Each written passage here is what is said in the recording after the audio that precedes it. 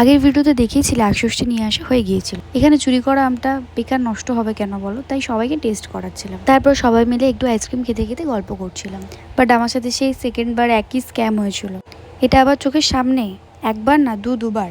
মামামকে দিয়ে দুটো আইসক্রিম আনিয়েছিলাম। বাট এই প্রাণীটা সেই দুটো আইসক্রিম এইভাবেই কেড়ে খেতে শুরু করে।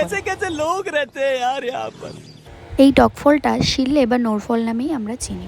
আর এই ফুলটা ঠিক ছোট্ট গোলাপ ফুলের মতো দেখতে ছিল, বাট নাম জানি না এটা। মামাম একটা জাল নোট পেয়ে মামা আর বাবাকে ঠকাতে গিয়েছিল। তারপর আমরা এখানে সবাই দুপুরে খেতে বসি একসাথে। একে একে আমরা খাবার খাই এবং খাবারগুলো প্রত্যেকটা খুব সুন্দর হয়েছিল।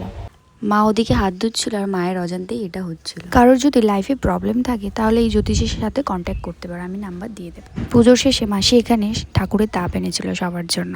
তারপর আমরা নিচে যাই আরতি দেখতে আর কিছু ফটো তুলতে।